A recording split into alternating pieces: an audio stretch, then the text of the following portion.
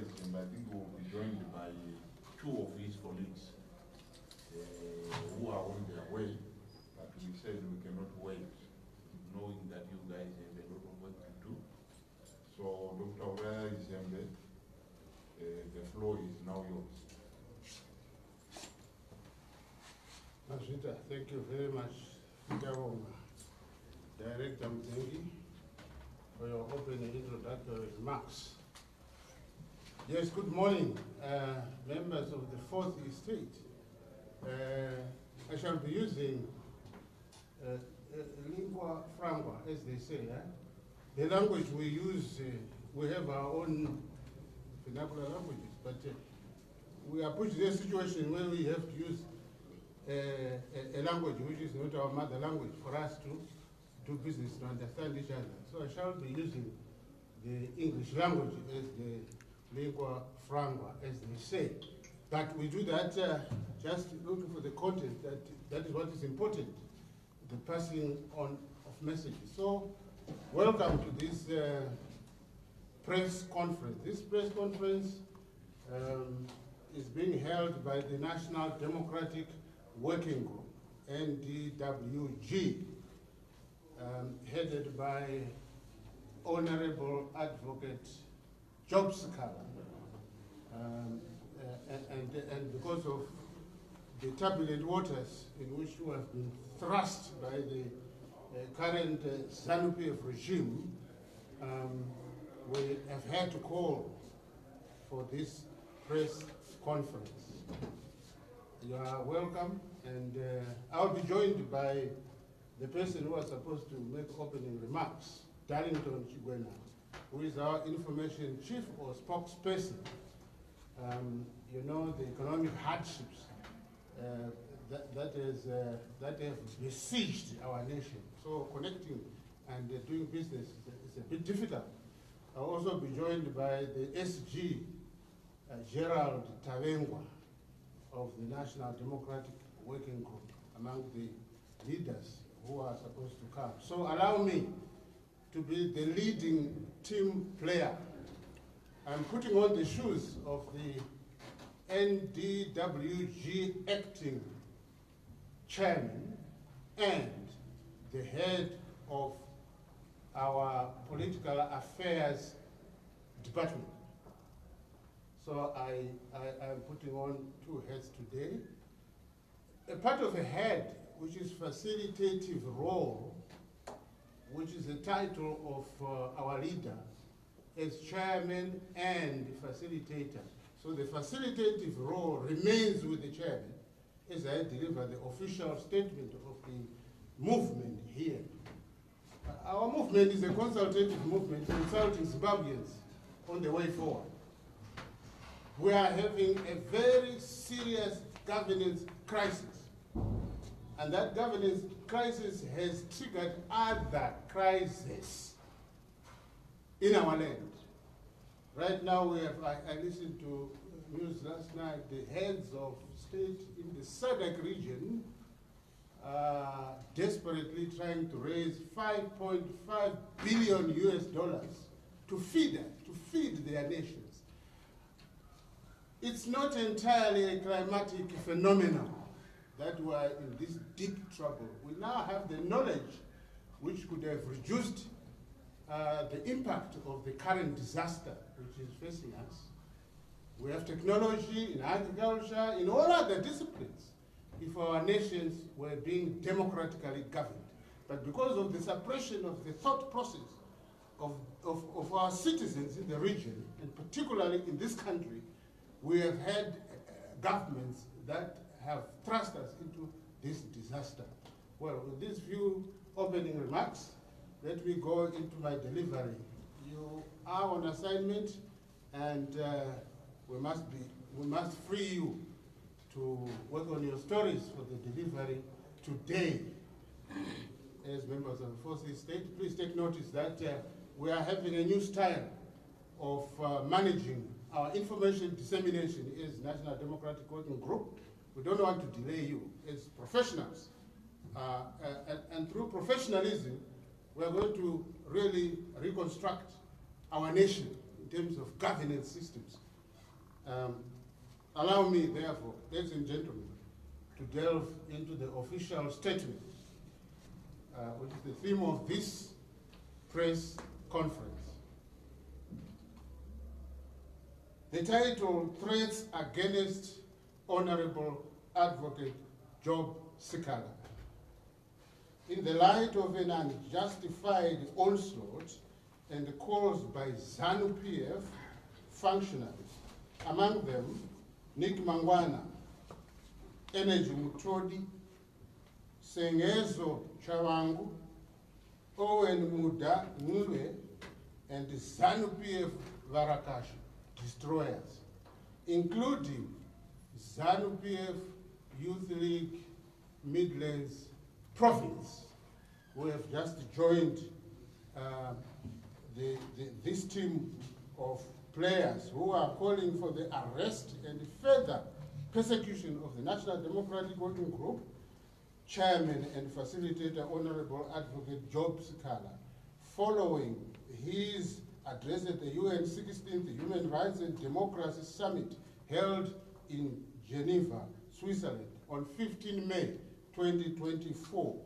It has become imperative for our NDWG consultative movement to set the record straight on this matter. The National Democratic Working Group stands in solidarity with the statement made by Honorable Advocate Job Sikhala at the United Nations Human Rights and Democracy Summit held in Geneva, Switzerland on 15 May 2024, just about 5 days ago.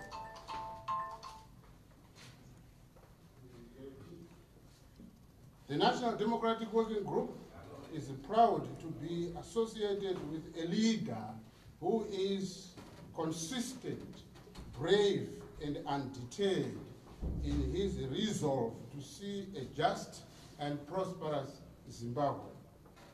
The statement made by Honorable Advocate Sikhala in the brief 13 minutes of his presentation was precise in its articulation of the human rights and democracy miscarriages in Zimbabwe.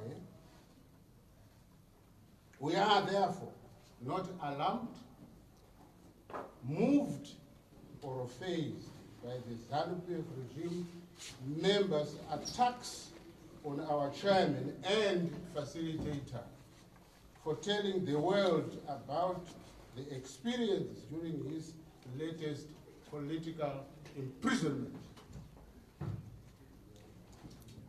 We are here to set the record straight and therefore would like to bring attention to the following issues as reminders of the importance of Advocate Sikhala's speech at the UN 16th Human Rights and Democracy Summit. Human rights violations, including abductions, are an everyday, ever-present threat and reality of people in politics and civil society in Zimbabwe. The systematic intimidation can now be evident from the reaction of the ZANU-PF government officials with the threats of arrests and open hate speech following Honorable Advocate Job Sikhala's presentation on the Human Rights and Democracy Summit, testifies to the absence of a genuinely plural, competitive democracy anchored on the free speech in Zimbabwe. By the same threats, the ZANU-PF regime intends to send fear into the entire National Democratic Working Group leadership and its grassroots consultative structure. However, we are fearless. From the days of the bombing of the Daily News in Harare, the abduction of Justina Mkoko, who eventually won her abduction case in the courts, the murder of More Memories Chawira, who was shot at close range at the University of Zimbabwe in 1997 during a peaceful demonstration by students, and the murder of Katanai Azizi in a similar peaceful student demonstration all speak of a heavy-handed dictatorship that is predisposed to force and abductions. Is what Honorable Advocate Job Sikhala was reaffirming at the Geneva summit. There was a reaffirmation. More Blessing Ali was chopped into pieces and stashed into an open well by a ZANU-PF thug, Pius Jamba.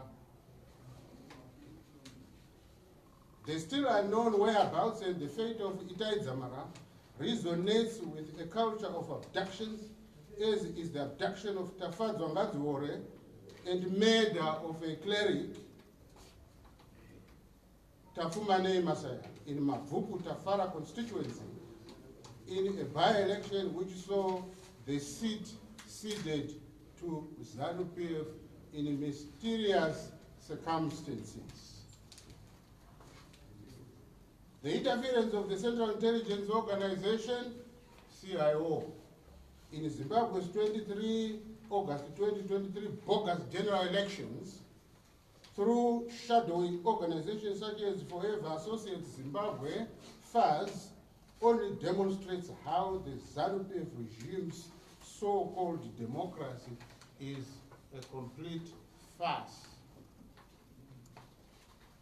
The takeover of power through military in 2017 to protect ZANU-PF also reveals the extent to which security institutions are involved in perpetuating ZANU-PF hegemony at the expense of an express civilian mandate which should be given in free, fair, and credible democratic elections by all Zimbabwean voters, including those in the diaspora.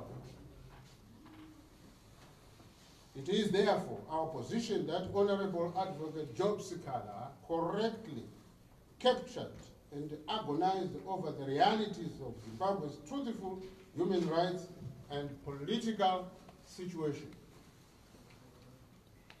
The National Democratic Working Group, NDWG, defends, I repeat for the removal of any doubt, defends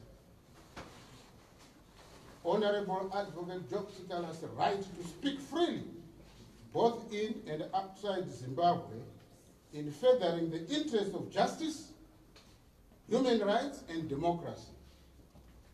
It's a worldwide phenomenon.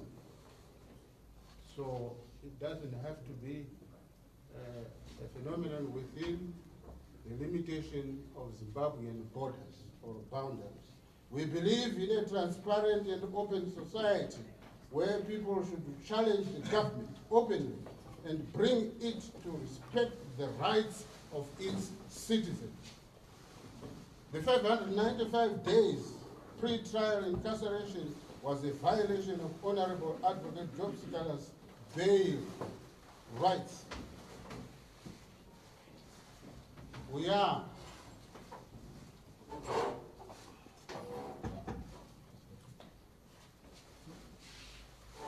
We believe that the length of time Honorable Advocate Job Sikhala was in prison without trial was politically motivated. He was deliberately punished for standing up to the ZANU-PF regime's violation of human rights in Zimbabwe. In a country that has no respect for human rights, that does things that are extrajudicial, whose courts and overall justice system is captured, all of the things narrated by Honorable Advocate Job Sikhala happened during his political detention were not an exaggeration. Our worry, as indeed is for many Zimbabweans, is how other less prominent prisoners are treated in the appalling prison conditions.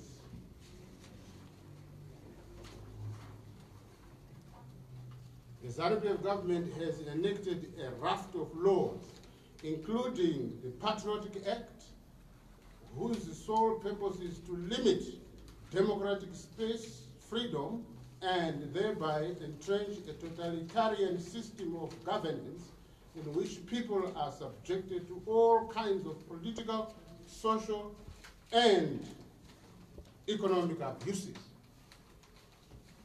We refuse to be coerced and bullied into silence through the usual historic Rhodesian tactics and use of repressive laws. We are all Zimbabweans. This is our country together. We will not be swept under or pushed outside our nation by a club of greedy, self-centered ZANU-PF individuals.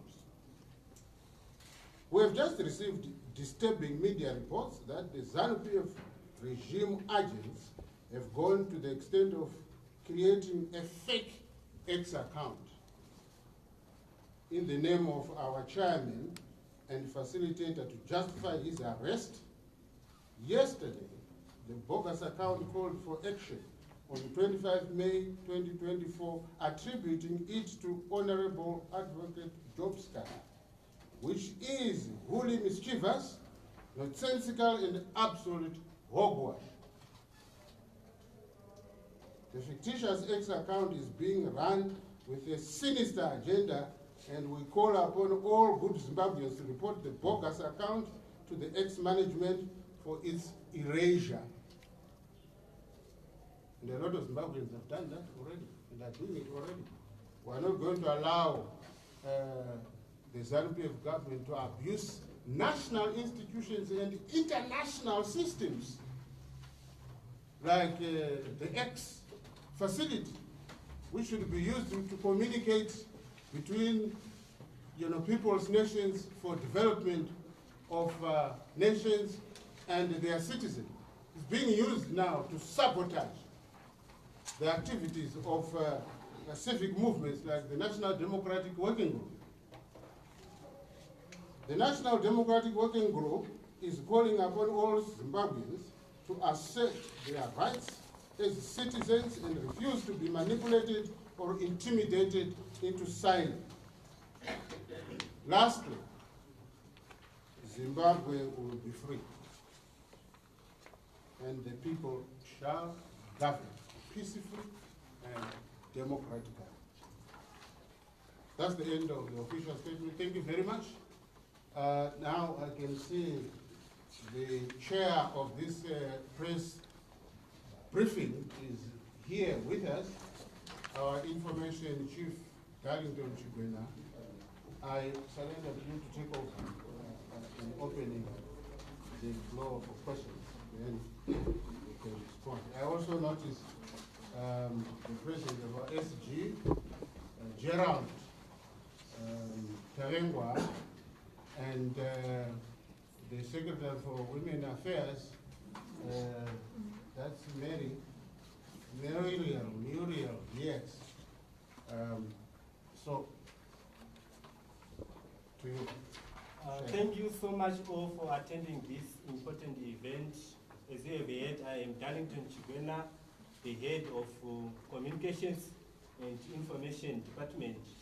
So, as you have heard from Dr. Zembe, our political affairs head of department, he articulated very well, and I'm very cognizant that he has managed to make it clear pertaining our stance as the people's movement. At this particular juncture, I leave this floor to you all to ask some questions pertaining what he presented to you.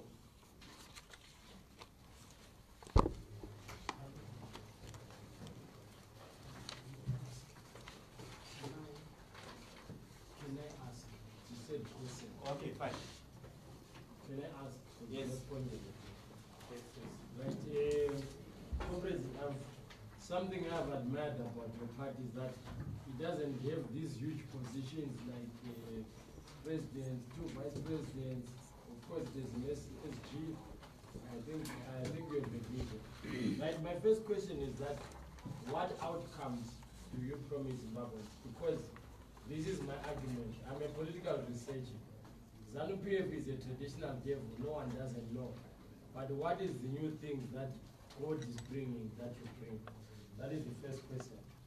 And then my other question is that, what is your ideology?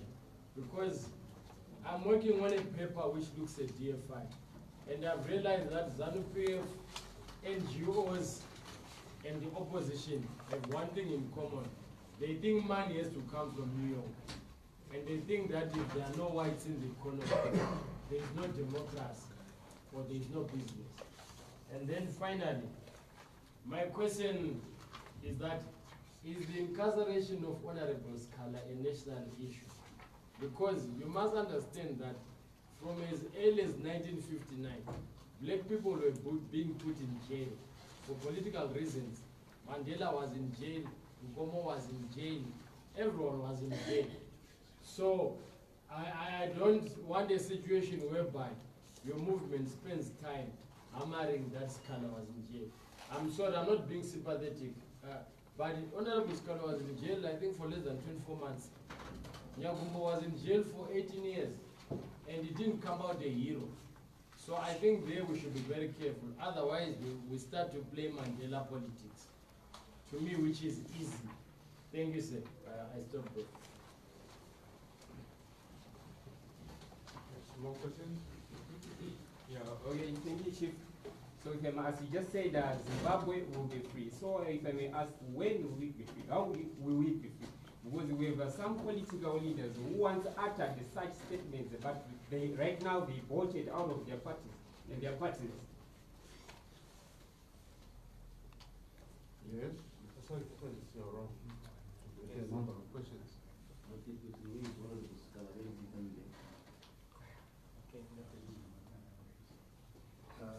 You made mention of a bogus X account, which is actually called for action on the 25th of this month. Does Honorable Advocate Job Sikhala have a genuine official X account? Okay, thank you. I think I can take the last two questions.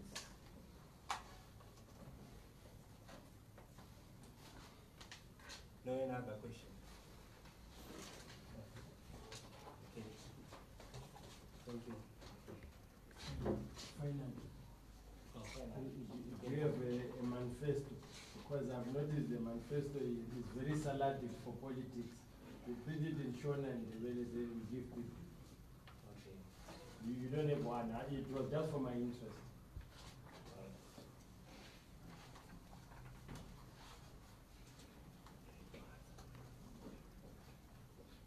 Okay, thank you for the question. My name is Khaled Chumba. I'm the Director for Information and Communications. I'll start with the first question, which is to do with the ideology of the party. An ideology is not simply something that you write down. It's a culture that you want to develop for the country. It's a culture that has to be inherited beyond the generation that ascribes it. So the ideology of any country must be to give its citizens dignity, respect, equality, law and order, productivity. So when you address those things, you are now dealing with the fundamentals of how you create a society that functions. So any ideology that must be spoken about must be an ideology that embraces how the people are going to live, how they are going to work, how they are going to interact with their health delivery system, what their infrastructure is going to be like. Everything about us is part of an ideology that we must create as a people. So when we come to you as National Democratic Working Group, what we are saying is we need to go to the grassroots, get everyone on board.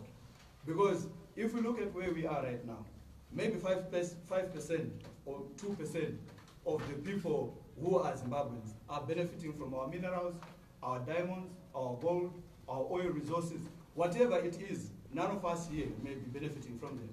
So a proper ideology must address how people live together, work together. And the reason why we are here is because we do not have that ideology that brings everyone on board. The ideology that we have is that if somebody gets something, it's for him and his children. So that is the ideology that we must run away from as a people.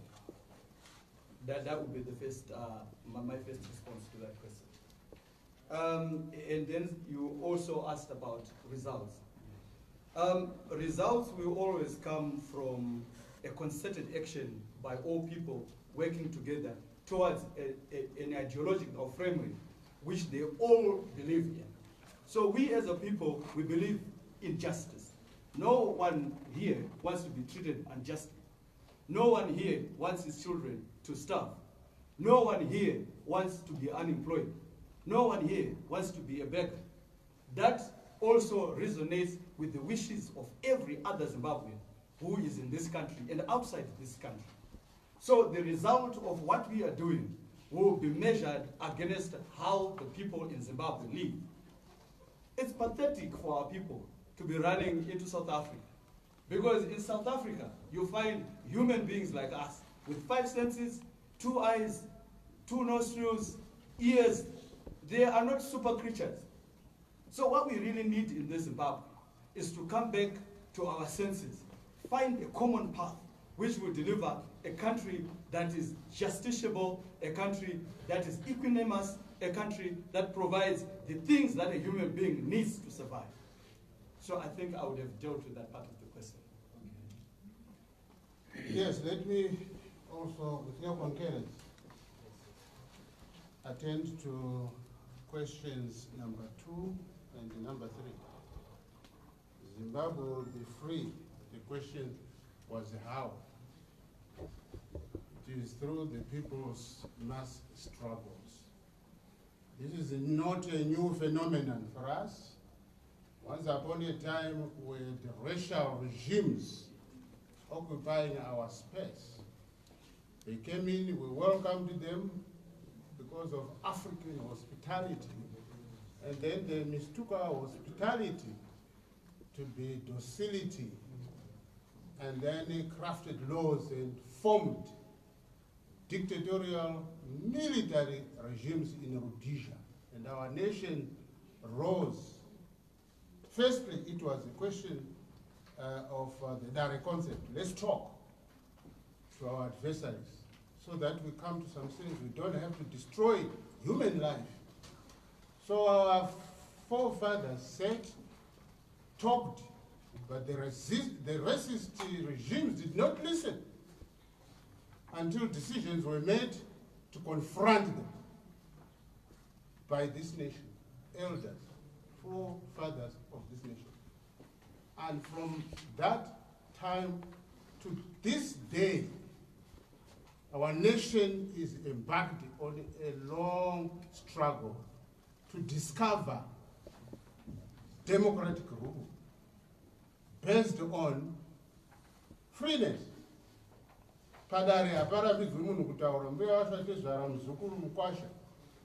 They speak the truth in their mind so that we get the best solutions. This is why the struggle had even to take from 1963 a military angle. And the nation, the whole nation fought. It was not a privileged group that fought. Our nation fought in very many ways. They struggled in very many ways. The struggle continues, therefore. The destination is yet to be reached, and we are aiding to the spearhead of the revolution of the struggle for democracy, the struggle for economic opportunities, the struggle for civility, the struggle for housing, the struggle for jobs, the struggle to live dignified, enjoyable lives. And this is why we are saying that the struggle is intensifying, the democratic and electoral struggle. Ladies and gentlemen, you witnessed what happened last year, the fiasco, the farce, which the ZANU-PF government called an election. There's no election like that. We have more than 5 million citizens of this country whose right was usurped, the right to vote. The citizens, the diaspora, are supporting our nation here, our government here, because they are sending foreign currency into this land. But yet, they were not partakers in an election. And up to this day, they are banned. Only yesterday, the day before yesterday, South Africans in this country were voting in an election that will be held a few days to come, 29th of May, 2024. So really, freedom, freeness, democracy, democratic elections, democratic constitutional and electoral rules derived from the people of this country. Self-rule is only achieved when the citizens craft the supreme law of the land, which is called generally a constitution. Currently, we don't have a constitution from the people. This is why this nation is having a lot of problems. So, yes, the people shall govern, my brother. Let me go to the third question. Does Honorable Advocate Job Sikhala have an X account? Surely these are personal issues, and he will be able to answer you convincingly on that. But one thing is for certain, that he has rejected the bogus X account, which is bent on inciting and impersonating his character and personality. Now, in the first question, reference was made to Advocate Sikhala's name. Look, if you don't recognize the importance of an individual citizen who is a source of wisdom, a source of vision, like you yourself, then it means you are having a deep psychological contradiction in your mind. You want to respect yourself, you don't want to respect others and their rights.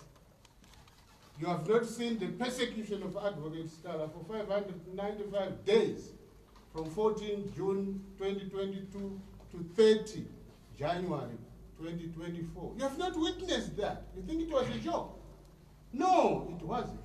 So, my brother, let us respect personal individual rights, and let us respect each other. That is the only way we can live as free human beings. So yes, true, if Advocate Sikhala